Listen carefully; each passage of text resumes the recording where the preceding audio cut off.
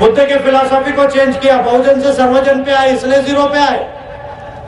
अगर 0 से 100 पे जाना है तो अब बहुजन से बुद्ध तक आना पड़ेगा, तभी आप 100 पे जाएंगे, अदरवाइज 100 पे जाने वाले नहीं। मैं 0 तक, जब तक हम 0 पे नहीं गए मैं नहीं आया। मैं 5 साल नहीं आया यूपी में, आप 0 पर जाने तक नहीं आया। लेकिन मैं महाराष्ट्र में बैठे बोल रहा था कि यूपी में ये 0 पर आएंगे। क्यों 0 पर आएंगे? क्योंकि इन्होंने एरियल और एंटीना के साथ में अलायंस कर लिया। एरियल और एंटीना के साथ अलायंस किया।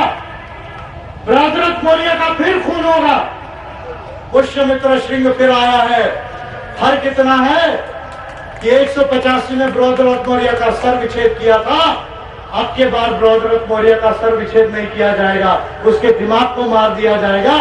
उस समय का बृहद्रथ मौर्य मेल था, अब की बृहद्रथ मौर्य फीमेल है, उसके दिमाग को पैरालाइज कर दिया। आप जो है 100 से 0 की तरफ आए। इसलिए अब 0 से यूपी को हीरो बनाने के लिए मैं महाराष्ट्र से चल के उत्तर प्रदेश में आया हूं। ये संकल्प के साथ में मैं यूपी में आया। 90 साल पहले बाबा साहब अम्बेडकर ने चेतावनी दी। क्या चेतावनी दी? कि when the caste Hindus are migrating to the other parts of the world, the whole world is facing the problem of caste. Caste would become a world problem. Bharat के लोग यहां धोती छोड़ के अमेरिका इंग्लैंड में थे, लेकिन उन्होंने अपना पहनावा तो बदला, लेकिन अपनी मानसिकता नहीं बदली। और इसलिए नरेंद्र मोदी सफाई अभियान, सफाई अभियान, सफाई अभियान की बात कर रहे हैं। नरेंद्र मोदी जी, मैं आपसे कहना चाहता हूं, भारत को अगर सही में अगर स्वच्छ भारत बनाना है तो झाड़ू लगाने की जरूरत नहीं, इनके दिमाग को साफ करने की जरूरत है। ये मेरा आपको जो है वो संदेश है। झाड़ू लगाने से भारत साफ नहीं होगा। और मैं जानता हूं आपने वाल्मीकियों के हाथ में 2000 साल तक झाड़ू दिया।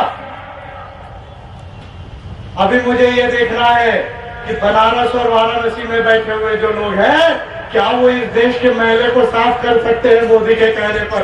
यह देश का सबसे बड़ा चैलेंज है। क्या एलिमिनेशन ऑफ कास्ट होगा? नरेंद्र मोदी या भागवत, इनसे मैं कहना चाहता हूं कि क्या आपके हिंदू राष्ट्र में जाति रहेगी या नहीं रहेगी? यह सबसे बड़ा सवाल है। साथियों, बाबा साहब की भविष्यवाणी सही हुई।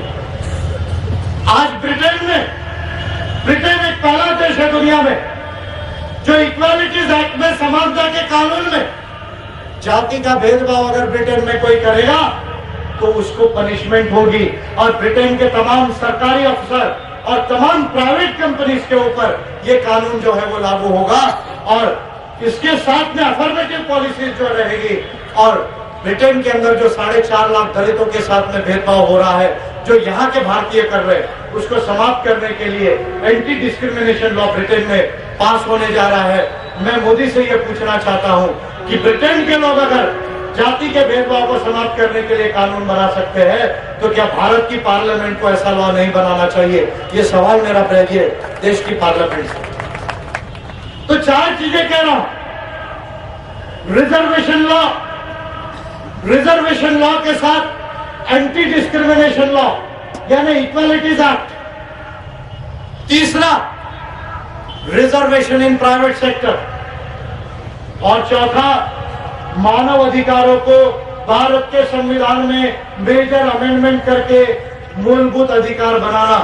अगर हम बाबा साहब अम्बेडकर की ये 4 मोटी कॉन्स्टिट्यूशनल थिंकिंग को अगर हमारे संविधान में ला सकते हैं, और इसके साथ 2 और मेजर चेंजेस इंडिया में करने पड़ेंगे।